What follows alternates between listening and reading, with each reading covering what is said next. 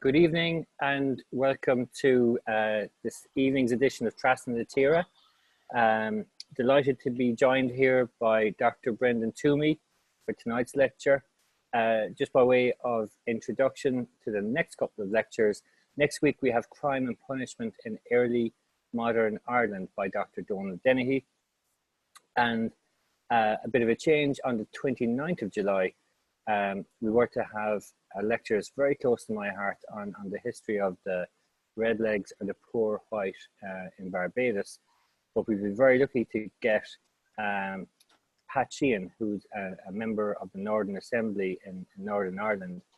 And he participated in the 1981 hunger strikes in the Maze prison himself, and actually survived for 55 days on hunger strike before it was called off. So he's going to do a lecture on the 29th of July. And that's going to be a fascinating lecture and an insight into our national history by someone who's actually part of it. So, but over to tonight's lecture. Welcome to Dr. Brendan Twomey. Having retired in 2012 following a 40-year career in banking, Brendan, rather than sitting back in his laurels, he undertook a PhD in Trinity College Dublin under the supervision of Professor David Dixon. And the thesis involved was personal financial management in the early 18th century. So he joins us tonight all the way from Dublin to deliver tonight's lecture related to Jonathon Swift and entitled "For Everything That Came from England Except Their People and Their Coals." And he will tonight explain why Jonathon Swift is still so fascinating, so relevant, and indeed worthy of study in the 21st century. So Brendan, it's all yours. Thank you, Liam. Hopefully everybody can hear me. I have a lot of pictures to show, so please forgive any of the typos. They're all put in there purposely to keep you awake. So in early May 1720, that's just over 300 years ago, Jonathon Swift, Doctor of Divinity, Dean of St. Patrick's, Dublin, wrote that Ireland would never be happy till a law were made for burning everything that came from England except their people and their coals. Now, this incendiary comment, if I may be forgiven the use of a rather laboured pun, landed Swift and his printer in serious trouble with the authorities. This particular incident is not only well known in Ireland, it's also well known to a large number of international Swift scholars. So why do I claim that Jonathon Swift, a mid-ranking Irish Protestant cleric, aka JSDDDSPD, and I think you'll probably have worked out by the time I'm finished what all those initials stand for, who died 274 years and 270 days ago, is still so, as Liam says, fascinating, relevant, and worthy of study in the 21st century. Now, admittedly, this is the man who penned the most popular work by an Irish author in world literature, as measured by library holdings, and you've guessed it, it's Gulliver's Travels, and I apologize for using that image. That movie was absolutely execrable. But many of you probably have your own impressions of Swift, even myths about Swift, many of them created by Swift himself.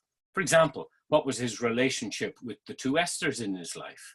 Esther Johnson, and Esther, known as Stella, and Esther Van Homrijk, known as Vanessa. Was he a mad misanthrope or just a grumpy old man? Or was it all an act on his part? Was he an advocate for the ordinary people of Ireland, aka Roman Catholics, or as he would have termed them, papists? Or was he an unreconstructed English imperialist? And what about those almost unprintable scatological poems? Another sign of a sick mind, perhaps? And I suppose lastly, just for this little agenda, was he even a Christian, even though he was a cleric in charge of the biggest cathedral in the country? So tonight, for the most part, I'm going to let Swift actually do most of his own talking. And he had a lot to say. Thankfully, the quality of what he had to say is pretty good, as you will see, and he had views about everything. I will have some quotes, some of them quite lengthy, so please bear with me as I go through the quotes. Now, two good tips when you're reading Swift's works, a bit like the one I've just cited, are firstly to check the context in which he was writing. Swift was a consummate occasional author By that, I mean most of what he wrote was dictated by the particular events that he was responding to. Like, for example, the dismissal of a particular minister. Things that we now forget about and that only nerds like me are interested in. And the result is that by selective quotation, close reading, and by times excessive deconstruction, we have tended to maybe overanalyze some of the things that he might have said, and maybe even try to make him say things that he either could not or would not have wanted to say. Having said that, Swift, as an experienced journalist, knew how to manipulate words. Let me give you an example. For example, he was writing about the seditious quality of tavern signs. Now, not exactly the highest priority thing in the world. And this is what he wrote, and it is worth just working at it. It is hard work, but it's worth doing. He says, whoever views these signs may read over His Majesty's heads the following letters, G.R.2, which plainly signifies that King George II and not, George King II and not King George II, or George II King, but laying the point after G, by which the owner of the house manifestly shows that he renounces his allegiance to King George II and allows him to be only the second king. Innuendo, that he's for the pretender is the first king, and looking upon King George to be only a kind of second king or viceroy, till the pretender shall come over and seize the kingdom. Now, clearly this is just errant nonsense. You know, the Stasi would have been proud of something like that. Swift goes on actually, and he says, and I am confident that if the justices of the peace would be pleased to make a strict inspection, they might find in all such houses before which these signs are hung up in this manner, I have observed, that they are the landlords are malignant papists, or which is worst, notorious Jacobites. As I said, this is just nonsense. He's making a political point and he's being absurd in doing so. This particular piece comes from a pamphlet entitled An Examination of Certain Abuses, Corruptions and Enormities, printed in the city of Dublin from 1732. Now, the famous aphorism, therefore, that we started with, to burn everything that came from England, comes from this pamphlet, a proposal for the universal use of Irish manufacturing, clothes, furniture, housing. You can read the rest of it there yourself. In the original edition, the next sentence was, nor am I even yet for lessening the number of these exceptions, which is pretty damning. But in the 1735 edition, and we're still not sure how much influence Swift had on the 1735 Dublin edition, I personally believe he had a lot, the sentence has been transformed into, I must confess that as to the former, that is English people, I should not be sorry if they would stay at home.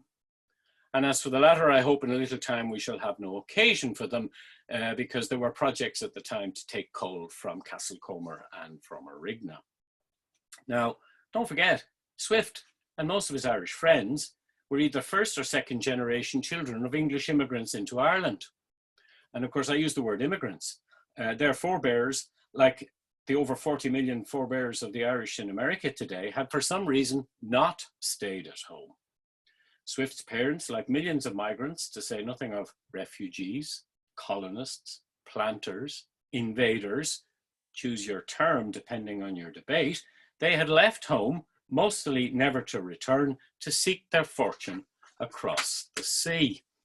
And you sometimes wonder how they were received by the people on the other side. I particularly like this cartoon from the US from a few years ago, where they're building a wall, but look who's building the wall and look what their argument is. They're saying to the Pilgrim Fathers, they say they're building a wall because too many of us enter illegally and won't learn their language or assimilate into their culture. So it depends when you look at these things. So how long do you have to be in a country to be regarded as from that country, or to call yourself as being from that country? Swift knew what he was doing when he wrote all of this. However, notwithstanding my earlier comments, I'm not actually going to go into the context too much because I'm going to let Swift do most of the talking. Now, he had two strategies for dealing with this. The first one was anonymity. If you notice on the pamphlet I showed you, there's no name. And Swift only put his name to 2 pamphlets out of over 100 that he wrote. The rest of them were anonymous. However, the point is that everybody knew who actually had written them.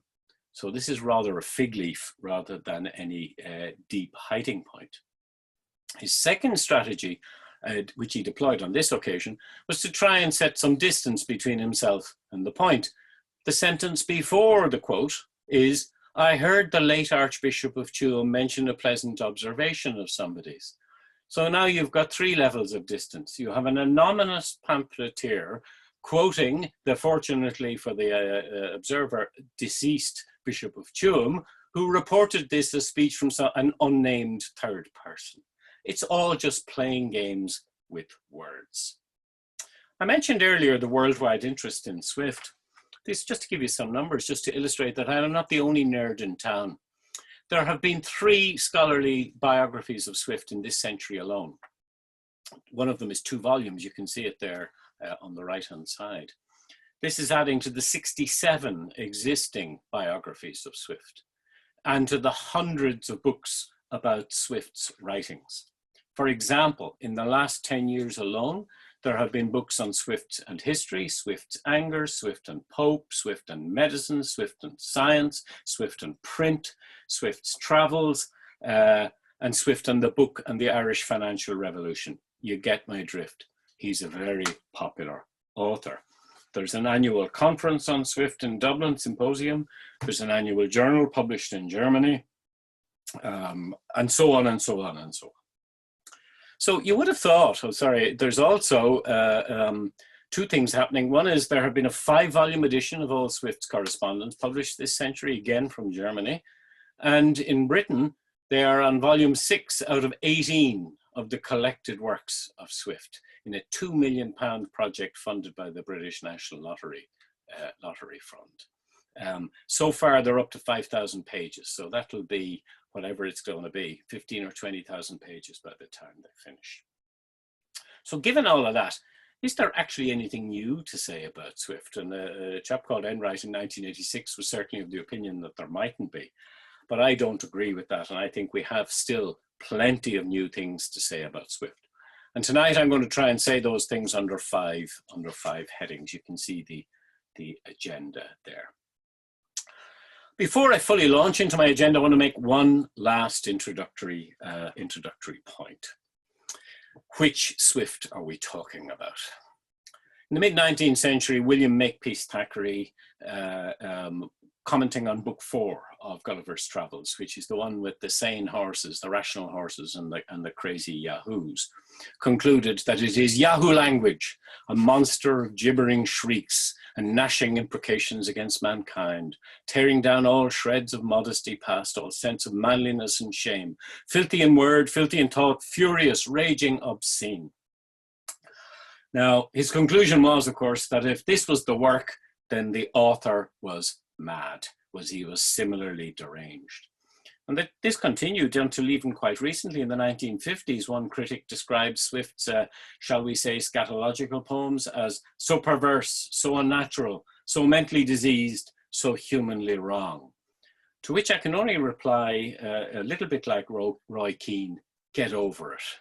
You know, there's a bit of growing up to be done. In fact, we need to avoid falling into the same trap.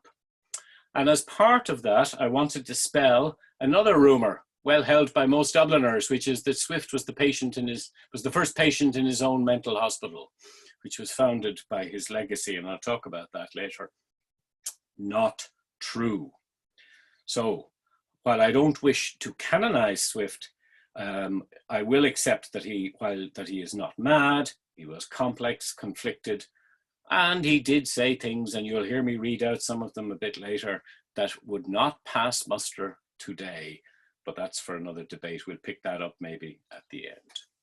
Now, as I've said, Swift is the consummate wordsmith. So let's start with a few Swift quotations across my themes. The first comes from Verses on the Death of Dr. Swift, DSPD, from 1730, when he's in his 60s, over a decade before he dies. This is from a poem of 490 lines. And it talks about when he dies. And one of the points he makes is, from Dublin soon to London spread, 'tis told at court the Dean is dead. The Queen, so gracious, mild and good, cries, is he gone? Time he should. He's dead, you say, why let him rot, I'm glad the medals were forgot. So we have kind of a touch of self-pity here. But what sort of person writes a poem of 490 lines about themselves? And by the way, it's not the only one he wrote about himself. There are a couple of other almost as long. Having said that, it is a piece of self-analysis. So he had some idea of who he was and what he was about. Secondly, Swift, Ireland and politics. Now, again, he had a lot to say, and again, a lot of it was not very kind. From 1725 onwards, he's known in Ireland as the Hibernian patriot because of his role as the Drapier in the Woods Halfpence affair. And today he's regarded as one of the foundation authors of Irish nationalist or even nationalism in the 18th century. Yet he always described himself as being of the English in Ireland. And in 1727, at the height of his fame in Ireland, when he was coming back from a visit to London, his last, by the way, and 16th time he crossed the Irish Sea.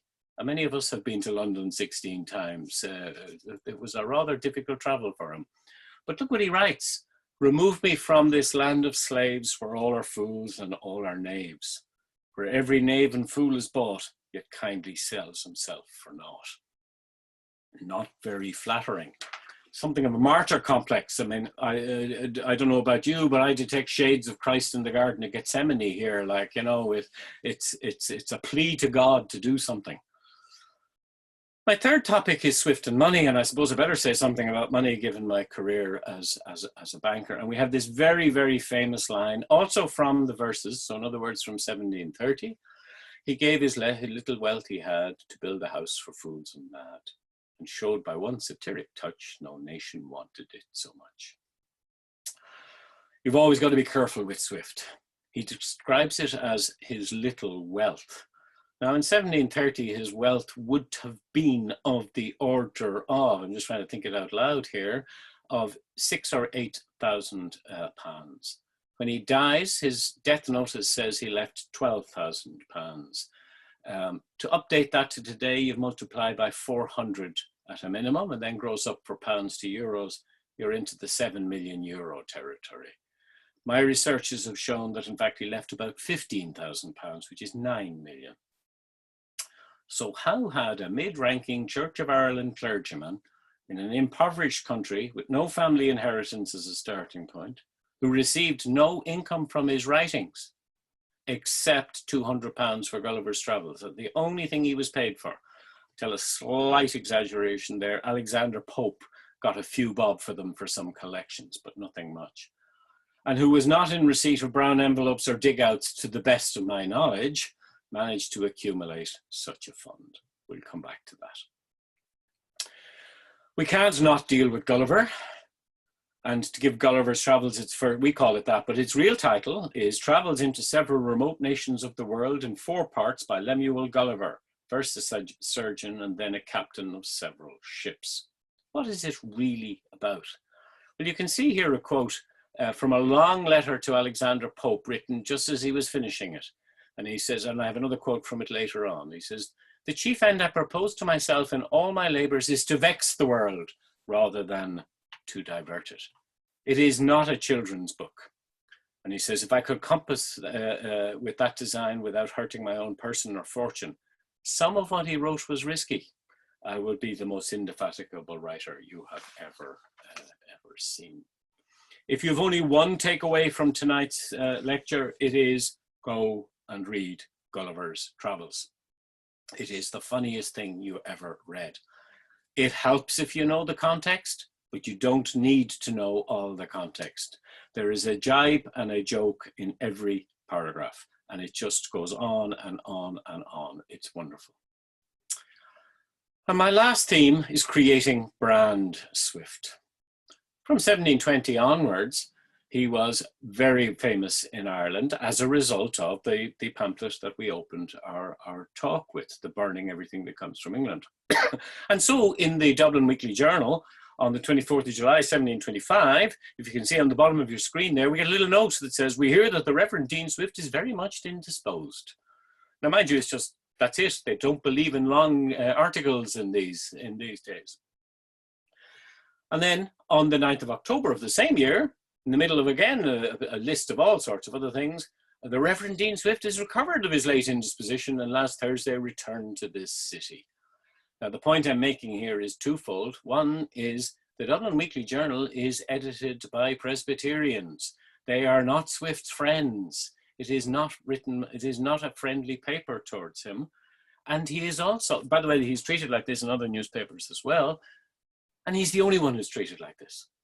The Lord Lieutenant gets the odd mention if he's not well or when he travels. Nobody else gets treated like this. So how had he managed to create this brand so successfully? Now, so I've changed this slightly. I'm now hoping that you're agreeing with me that he is fascinating, relevant, and worthy of study even into the 21st century. Now, very briefly, just so that we can anchor ourselves for the rest of the talk, I'm going to just give his biography in literally 90 seconds. So it's just so that we can anchor ourselves, as I said. He's born in Dublin in 1667. His high school education, or secondary school as we'd call it, is Kilkenny College. He then goes on to Trinity College, where he passes rather poorly his BA. He then gets a job as the literary secretary to a retired diplomat at Moor Park near London to Sir William Temple, a distant relative of the Swift family. He decides to become a cleric of the Church of Ireland in 1695, and his first assignment is to Kilroot Parish near Belfast. It's right near the power station up there in Larne, where he has almost no parishioners, and all of the people in the neighbourhood are Scots Presbyterians, and he is neither a fan of Scots people or Presbyterians. He only sticks it for less than a year. He goes back to William Temple. He then gets a second job as a cleric in Ireland in Laracor near Trim in County Meath. By the way, there's that, oops, wrong one. I'll come back to it in a minute. In Meath. While he's there, he becomes the envoy of the Church of Ireland to London to seek a tax exemption that they're looking for. And he goes over to London in 1707. He's over and back 3 or 4 times in the next few years. He then goes to London again. He's not successful in these first attempts. He then goes back to London in 1710, and he is successful in getting the tax exemption that they were looking for, but he stays there for nearly 4 years, where he becomes the chief propaganda officer for the Tory administration. We'll come back to that later. There's a change of regime in 1714, and he comes back to Dublin as Dean of St. Patrick's. He goes quiet for 6 years. We hear almost nothing from him until the pamphlet we referred to earlier in 1720, whereupon he becomes the Hibernian patriot with many, many pamphlets, about over 40 of them between then and the mid-1730s. Gulliver appears in 1726. His health declines in the late 1730s, and in August 1742, he's declared of unsound mind, and a commission takes over the management of his affairs, and he dies in October 1745. Here's a series of contemporary images of Swift, and the common theme of all of those images, I was going to say it's the curly hair, the wig, but it's missing on one of them, but the common theme is the clerical garb. The day job is as a priest, a clergyman of the Church of Ireland.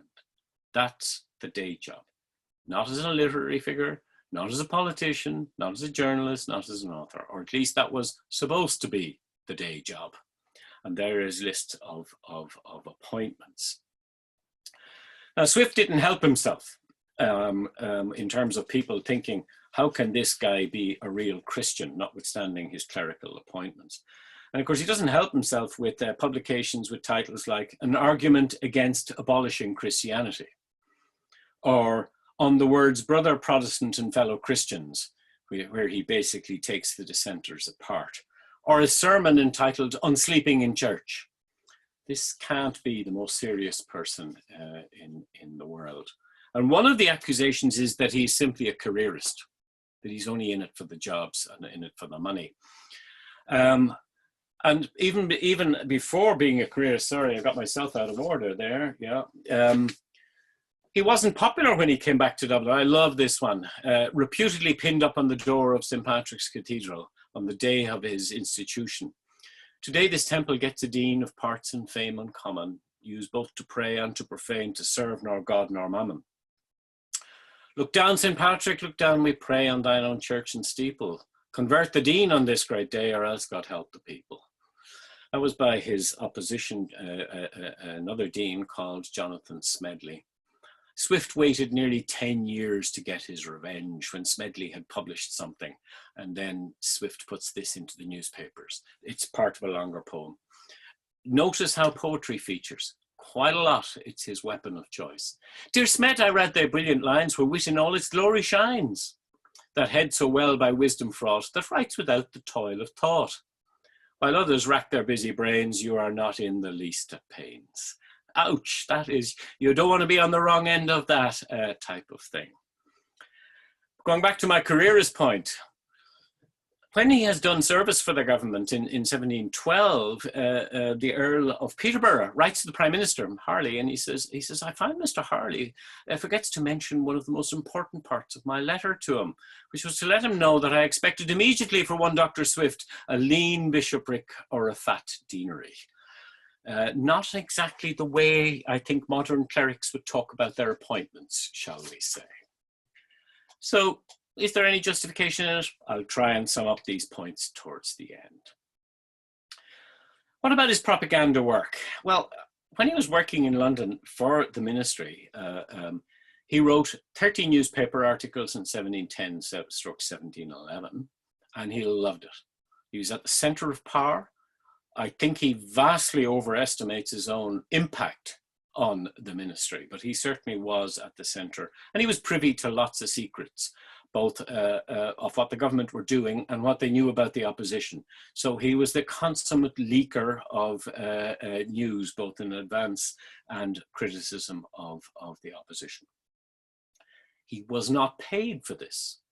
When Harley offered him £50 in 1712, he was highly insulted and said, I'm out of here unless I get an apology. He says, if I accept this, I become just another paid hack.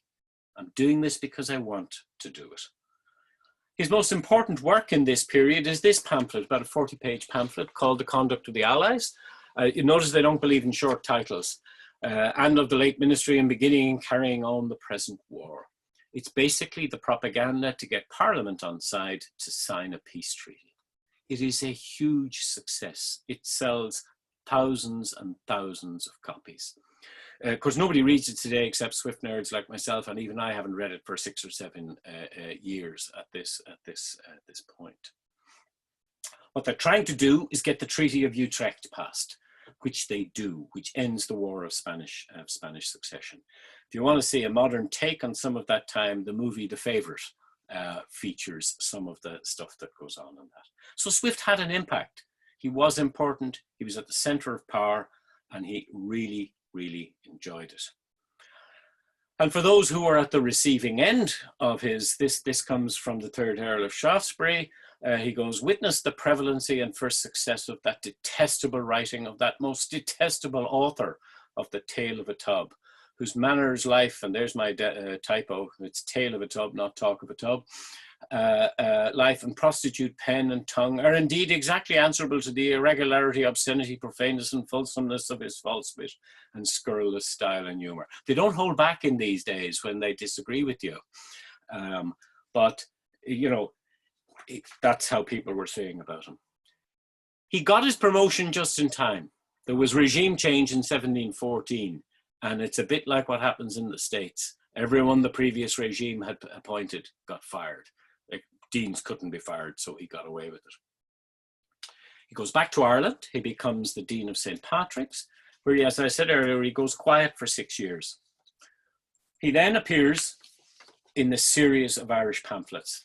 We've already mentioned the Irish manufacturers one, but we've the Drapier's Letters from 1724-25, the State of Ireland 1728, Modest Proposals 1729, and about 40 others. Whereupon he's elevated to the status of the Hibernian patriot. There he is, almost godlike, with the whole country dependent on him. What about his personal life? There are lots of rumours about Swift's personal life. This is an image of him by Charles Jervas about this time in his mid-40s. So he always carried a few pounds too many all through his life, but otherwise he was fit and healthy. If it was raining, he'd run up and down the stairs to keep fit. He was a keep fit fanatic before his time. What about the ladies? These are the two famous Esthers in his life. The first is Stella Johnson, who is about 15 years younger than him, if not even more. She is the daughter of the housekeeper of Sir William Temple. Nobody believes that anymore. She is probably while she is the daughter of the housekeeper, she is also the daughter probably of Sir William Temple. She looks like him. When he dies, he leaves her £1,000. He leaves her mother £5, you know, so there's something going on there. She follows him to Ireland with her friend, Rebecca Dingley, in 1700, purportedly because it's cheaper to live in Ireland than it is in England, and the rate of interest on your deposits are higher in Ireland than they are in England. Not sure if that washes, but she actually only goes back to England ever one more time, so she spends the rest of her life in Ireland. Did she ever marry Swift? I don't know. I don't think so, in my view. But many of his contemporaries thought they were secretly married. But he doesn't feature in her will, for example, even though he was involved in drawing it up. And she describes herself as a spinster in her will. By the way, that image is almost certainly not an image of her. These are 19th century imaginary portraits of Stella and Vanessa. The other lady is Vanessa van Homrich, daughter of a Dutch merchant who had come to Ireland with King Billy's army. He was the commissariat officer for the army, and he made a fortune. That's the way it was done in those days. He died quite young, which left her quite rich because her other sister also died, and her mother left Vanessa to manage their affairs. They moved to London in about 1710, around the same time as Swift. She didn't follow Swift to London. They knew one another in Dublin, but they got to really know one another in London. And in their correspondence, you have these wonderful euphemisms about, I really enjoyed your coffee the last time I was with you, and I will never drink any coffee like your coffee, and etc., etc. Did he have an affair with Vanessa? 50-50. If you really push me, I'll get off the fence and say possibly yes. She then does follow him back to Ireland in 1714, where she lived in Selbridge, in her own house. She was quite rich. They both died young. Stella died, well, Vanessa died in 1723, probably of TB. Vanessa, and Stella died in 1728, either TB or stomach cancer, more likely stomach cancer, had been ill for some time. Now, Swift is not always seen as a softie, but his poetry can be quite revealing, and in particular, I certainly feel that his poems and I suppose we better show up the right picture, for Stella, the birthday poems for Stella, I think are quite touching. For example, in 1719, he has the following lines. Stella this day is 34. We won't dispute a year or more. She actually was 38, but anyway, let's not go there. However, Stella, be not troubled, although thy size and years are doubled. Since I first saw thee at 16, the brightest virgin on the green. So little is thy form declined, made up so largely in thy mind. Or would it please the gods to split thy beauty, size, and years, and wit? So it's a little bit tongue-in-cheek. She was a little overweight, apparently. But then in 1727, it's the last one, and he knows it's the last one. She's terminally in it, and he knows it, and she knows it. And he still can't resist making a few little jokes. This day, whate'er the fates decree, shall still be kept with joy by me. This day then let us not be told that you are sick and I am grown old. Nor think on our approaching ills and talk of spectacles and pills. Tomorrow will be time enough to hear such mortifying stuff. So I think they are touching words. I'm going to press on. Time is moving. Swift, as I said, can be very self-aware, and I love this one. Again, when he's talking about his entertaining of his friends in Dublin, and he had a good coterie of very good friends. He says, in the days of Good John, which is the previous occupant of the office, if you came here to dine, you had a choice of good meat, but no choice of good wine. In Jonathan's reign, if you came here to eat, you had a choice of good wine, but no choice of good meat. Very simple, but very silly, but still very good. Okay, I'm just going to go back on that for a second. Let's get back to politics. The Drapier's letters were not just the manufacturing pamphlet, but the Drapier's letter made Swift really famous in Ireland. And in particular, there has been huge controversy in the 300 years ever since about what did he mean by the whole people of Ireland in the fourth Drapier's letters. That's the title of it, a letter to the whole people of Ireland. And one of the paragraphs, I just put it up there for you. Were not the people of Ireland born as free as those of England? How have they forfeited their freedom? Is not their parliament as fair representative of the people as that of England? And hath not their privy council as greater or greater share in the administration of public affairs? Are they not subject to the same king? Does the same sun not shine in them? And have they not the same God for their protector? Am I a free man in England, and do I become a slave in 6 hours crossing the Channel? Wonderful stuff. Every Irish nationalist in the 300 years since then has cited that or some variant of that. But what does he say about the Irish? For example, later on in the same letter he goes and he says, as to the people of this kingdom, they consist either of Irish papists, who are as inconsiderable in point of power as the women and children, or of English Protestants who love their brethren of that kingdom, although they may possibly sometimes complain when they think they are hardly used. So a bit of a mixed message in that particular sentence. And I have a couple more to come in a moment. In 1735, he gets so incensed against what he calls oppression from England that he writes, I'm so incensed against oppression from England to have so little regard for the laws that they make that I do as a clergyman encourage merchants both to export wool and woolen manufactures to any country in Europe or anywhere else. It was illegal for the Irish to export wool anywhere other than to England or anywhere else, and to conceal it from the custom house officers. And I love this. This is a typical Swift joke. As I was hide my purse from a highwayman if he came to rob me on the road, although England had made a law to the contrary. So you get all this rhetoric from Swift at this time. But going back to the natives, look what he says about them as well. For it is true, the true English people of Ireland who refuse it, this is the woods halfpence. Although we take it for granted, the Irish will do so whenever they are asked. Just dismisses, just like that. Or he says, take some effectual methods that may be taken to civilize the poorer sort of our natives in all those parts of the kingdom where the Irish abound, by introducing amongst them our language and customs, for want of which they live in the most utmost ignorance, barbarity, and poverty, giving themselves wholly up to idleness, nastiness, and thievery, to the very great and just reproach of too many landlords. Hard, hard stuff. Who is he talking to? I'm going to press on for a moment and come back to sum up these points. His most famous Irish pamphlet, of course, is the proposal for preventing the poor of the people of Ireland becoming a burden on their parents, etc., which recommends the following, the middle paragraph there. It's hard to read even in the 21st century. I have been assured by a very knowing American of my acquaintance in London that a young healthy child, well nursed, is at a year old a most delicious, nourishing and wholesome food, whether stewed, roasted, baked or boiled, and I make no doubt that it will equally serve in a fricassee or a ragout. As I said, sometimes when I'm teaching students, and particularly American students who would have no familiarity with this, they really don't know what to make of this. They are shocked beyond belief with this.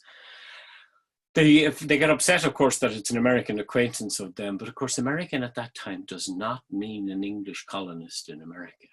It means a Native American who would regularly have been accused of cannibalism. You know, that's why you need to know context. You've got to be very careful in these things. But of course, it has given rise to lots of images. Here's just some. But here's a very modern image by David O'Kane from a publication recently. And the sharpness of that is, some of you may recognize the room. That is the dining room in the Deanery in St. Patrick's today.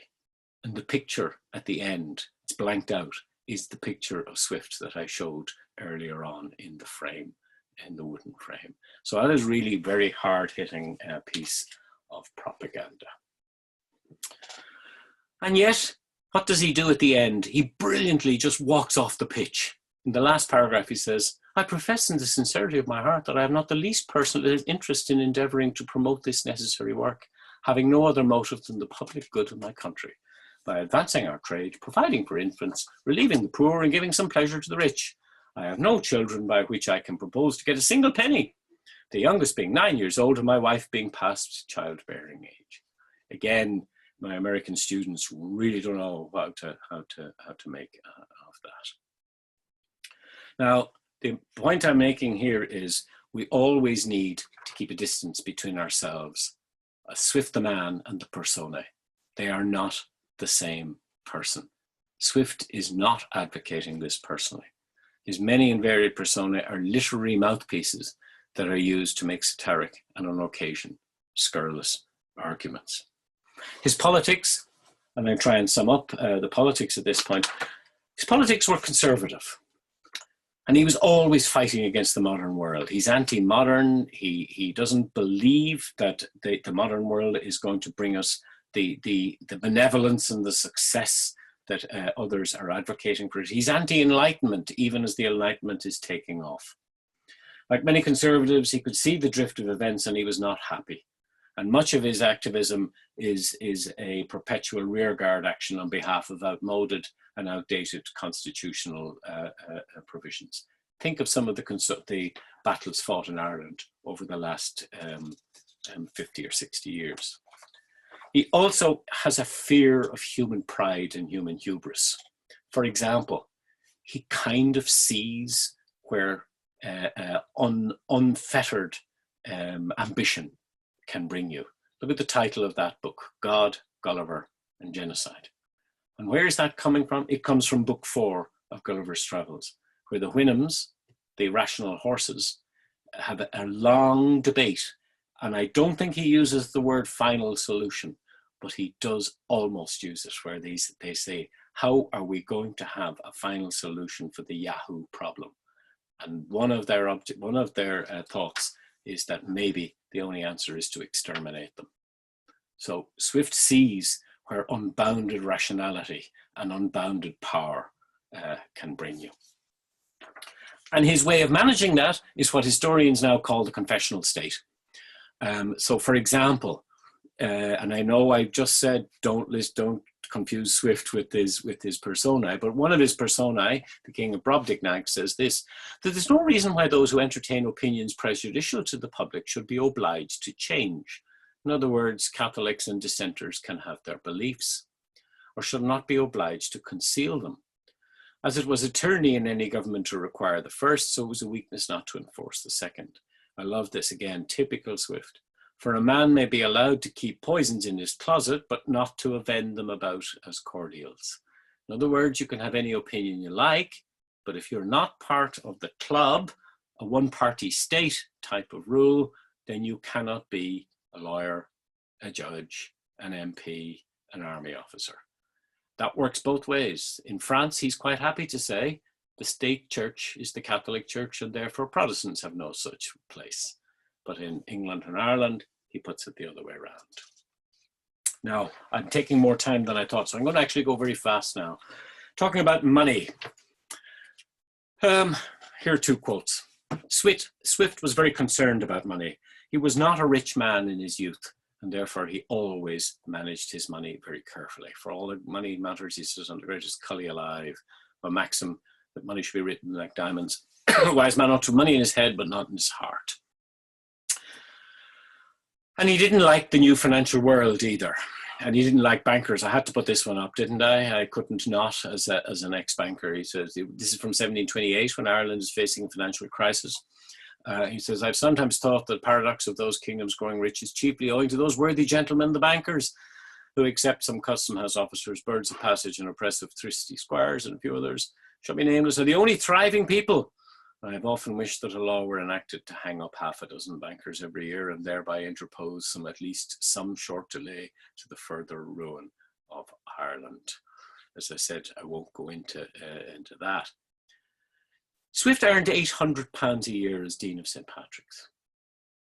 That's when he had money for the first time, serious money in his life. You can live in Ireland in this time on £40 a year. You can live. You're moderately well off on 100. You're rich on 300. So you're seriously rich on £800 a year. And that's where his fortune came from. So what does he do with his fortune? Well, for example, he says, if that fellow that has your money will pay it, let me beg you to put it in bank stock. He actually buys some bank shares, Bank of England shares. He buys some South Sea Company shares in the 17 teens. In the 1720s and 30s, there are no banks that lend money at this time. So you have to become your own lender. So he puts an ad in the paper. The doctor is now able to lend £2,000 at 5%, but note, upon good security. I've gone through this in great detail on other occasions. It didn't always work out very well for him. He had a note in one of his letters, Mr. Casher of Trims owes me many years and long arrears. So it wasn't a great experience for him. But we have some records. There are his records of his aspects of his financial affairs. The one on the left is the calculation of how a loan for £2,000, you can see it there on the bottom of the picture, how that accumulated over the years in terms of various components and the interest. The one on the right, believe it or not, is the security he took for that loan. 15 items of security. Makes the security department in a modern bank look like slovenly, lazy guys. There is the first page of his asset list at his death. And look at the big numbers, if you can spot them on it there. A loan of 3,100. A loan of 2,120 and a loan of 2,000. And there are several other smaller ones. That is the fortune that he left to found the hospital. So it's not bank shares, it's not cash, it's not government bonds, it's secured loans. So he was a good money manager. Pressing on, as I said, time is moving. What about Lemuel Gulliver? Well, Gulliver's Travels, as I said to you, please read it. It is the most fantastic book. But Swift felt that it hadn't had all the impact he wanted to. So in the 1735 Dublin edition, there are a few little changes. And one of which is this one, and it's one of my favorites. Is it only me, or is this new frontispiece of Captain Lemuel Gulliver a lot like a slightly less pudgy version of Swift? Right? And look at what the new, go back, look, there's the previous one. That doesn't look like Swift at all. It looks more like John Locke, actually. But anyway, let's not even go there.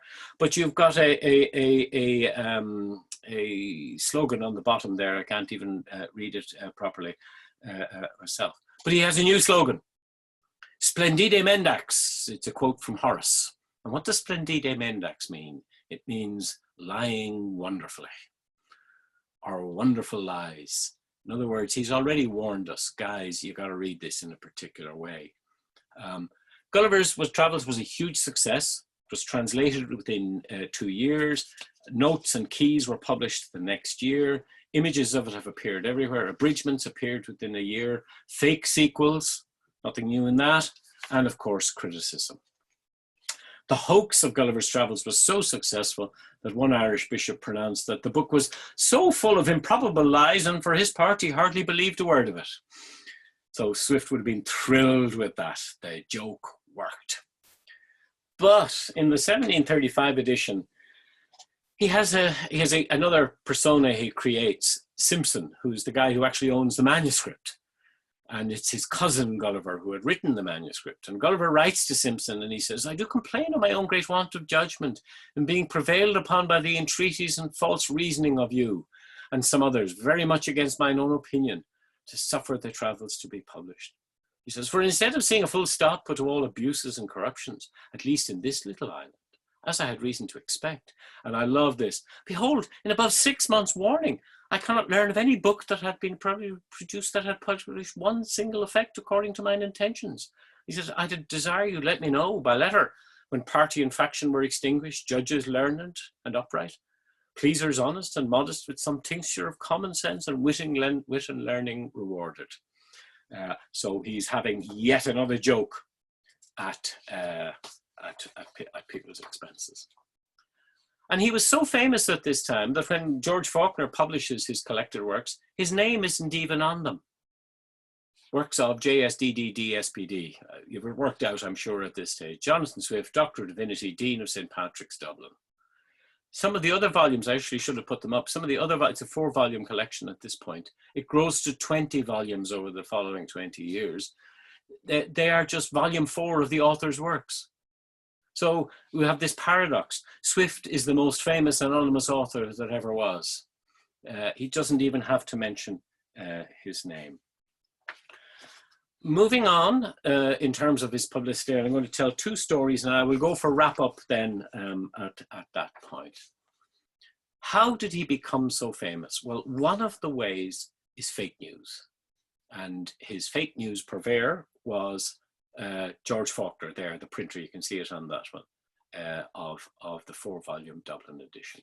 I'm not going to read out this full story here, but it is wonderful. It basically records that last Saturday, the Earl of Orrery, Dr. Swift and Dr. Sheridan went up a hill in Tala, and they found this little spring that disappeared into a hole in the ground.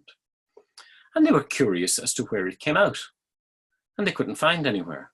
So they got a bucket, or the doctor got a bucket, and he worked out how long, and I'll go to the middle of it. He said, the doctor sent for a milking pail to compute what quantity runs out, which held above 2 gallons, and it was filled in the space of a minute, so that it runs in 24 hours, 2,880 gallons. This multiplied into 365 produces 1,051,200 and shows the quantity that runs from the rock in a year. And basically they say, on the 13th of November next, the whole hill is going to disappear in a landslide that will engulf the whole city of Dublin. It's total fake news. It's just made up for the sake of it. And the second, that fake news comes from 1733. The dates are important. Second piece of fake news, again from Faulkner in 1734. Last Sunday evening, it was reported that the Reverend Dr. Swift, DSPD, was dead. And upon this news, everybody in the pub was really sad. So they sent their man around to check in the deanery, was the dean okay? Whereupon, and the dean said, oh yes, I am absolutely fine. This worthy person was in riotous health. Whereupon, when the man returned with this, they gave him a big tip, and they all put a shilling onto the table, and they got sculled out of their heads. And they were all delighted that this disaster had been averted. It's all made up. There isn't a word of truth in it. All right? And Faulkner goes on like this forever. So, to conclude, why is Swift relevant, famous, and so on? First of all, for his wonderful aphorisms. Aren't these the 2 most wonderful aphorisms you've ever heard? So naturalists observe a flea had smaller fleas that hunt and prey, and these have smaller fleas to bite him, and so on to proceed ad infinitum. Or from Gulliver, whoever could make 2 ears of corn to grow upon a spot where only 1 grew before could do more essential service to his country than the whole race of politicians put together. They have gone into the world culture. Look at them. Be with you now in a minute, Liam. Look at the images that you get from them. Or Gulliver, look at this. You just Google Gulliver and you'll come up with images of Lilliput and Gulliver. Or the modest proposal, going back to David O'Kane's ones that I showed you earlier. That's really stark, isn't it? Look at the breeding ground for the babies to be sold next year at whatever price. So which Swift are we dealing with? The young Swift, the old middle-aged Swift, or the older Swift? Is he a misanthrope? Is he relevant? I think I've shown that he is still worthy of study and still relevant. The reason Swift gives for his opinions is, I love this one, I'm going to finish on this one. He says, I'm not the misanthrope, you're the fool. I tell you after all that I do not hate mankind. It is vous autres who hate them, because you would make them reasonable animals and are angry at being disappointed. I have always rejected that definition and make another of my own. And he then has a joke. I am no more angry with, and it's kind of fill in the blanks. Who do you want to put in there? than I was with the kite that last week flew all away with one of my chickens. And yet I was pleased when one of my servants shot him 2 days afterwards. So he says, it's all your fault, guys. Over to you to sort out the world. Thanks, everybody. Thanks a million, Brendan. That was absolutely fascinating. Can you all hear me there okay? Can you hear me, Brendan? Yep. Yeah, perfect. So I'm just going to ask a couple of lectures. I'm going to make a couple of comments because there's loads of comments here in the chat box, and as you know, I can't see the chat box, which is probably the better.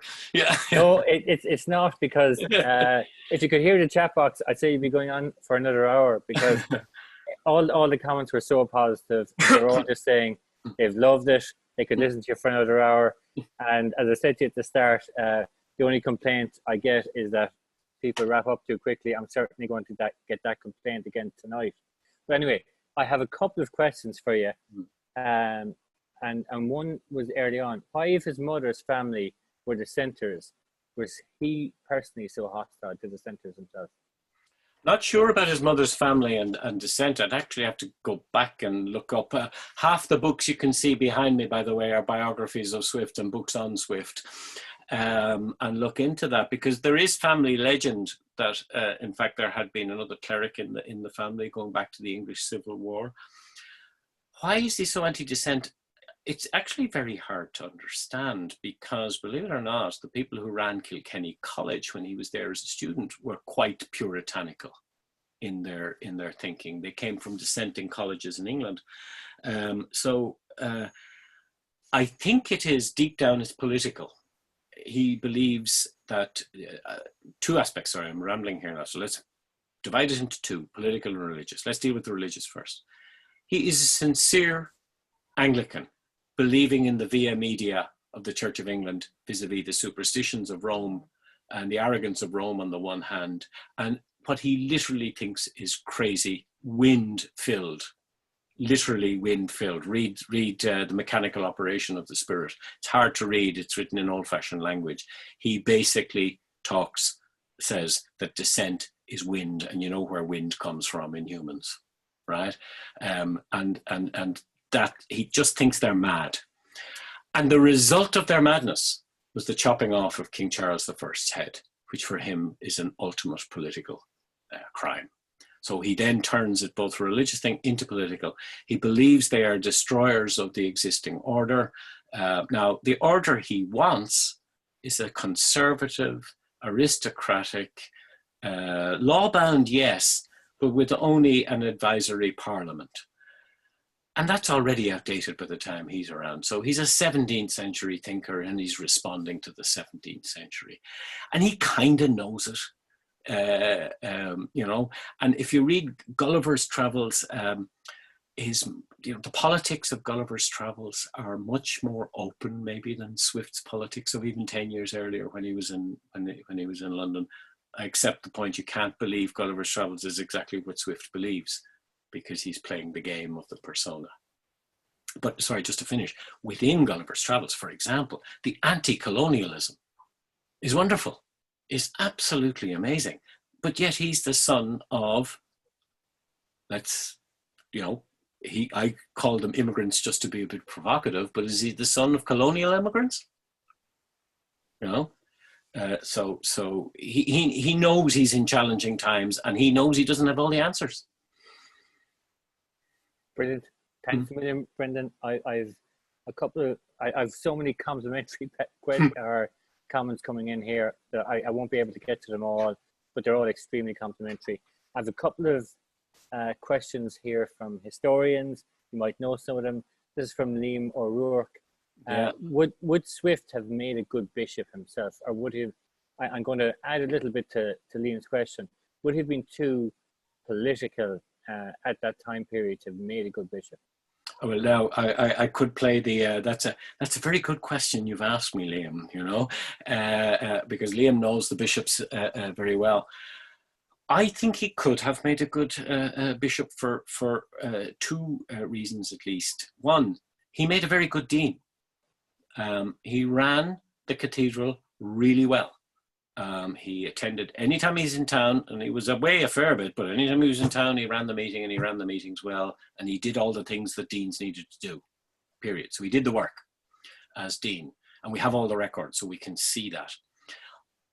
All bishops are political in this period. They are supremely political. So yes, he would have been very political. I suppose the problem is that that meant he would have appeared in the Irish House of Lords, where he might have said and participated maybe in proposing things that might have got him into trouble, all right. Because he's on the outside. I used the phrase regime change, and I gave the example of America where, you know, when the president goes, you get loads of people replaced. That's what happened in 1714 and 15 in England. All his friends get fired, basically. Now, they can't fire bishops and they can't fire deans, so they held on to their jobs, but all the rest of them got fired. And you've got to think of witch hunts like the anti-American, anti-communist stuff in the 1950s. I mean, that's how bad it got. So yes, he would have got himself into trouble given the regime change. Would he have? He probably would have loved it, but that's for another day. And I'm going to ask you one more question from Liam as well. And I still have probably about 50 complimentary comments here, and I'll email them on to you separately, Brendan. But I've one question here from Liam. I think it's an important one. If he had got office, because it tells a little bit about, you know, his own convictions. So if he had got office, do you think, having studied the man, that he would have subdued his satirical and political writings to gain that office? That's a harder one. Well, first off, I skipped a few slides. So let me just, I press forward 2 slides and you can see I put up another slide there. And it kind of addresses a little bit of it because he says, and he wrote this early, this is from 1704. Satire is a sort of glass wherein beholders do generally discover everybody's face but their own, which is the chief reason for that kind of reception it needs when in the world, and that so few are offended with it. I think, no, he wouldn't have held back. He would have continued to be as opinionated. Having said that, and the example won't come to mind, because I came across it the other day and I just parked it and didn't go back to it. When he reissued 1 or 2 of his pamphlets, he did make, and I gave you one example of a change where he toughened it up, but in 1 or 2 instances, he did delete comments from the past. Now, that was a bit of self-censorship. Some of that may have been due to they were just no longer relevant. But, you know, it's very hard to judge. I don't think he would have been a good politician because I think he couldn't keep his trap shut, or he couldn't keep his pen quiet, more accurately. And so I don't think he'd have been a good politician. It was okay when he was the guy writing up the points for others. But to be the actual politician himself, I'm not sure that he would have been so good at it.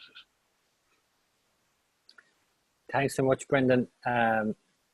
If it's okay with everyone, I think we'll leave it at that.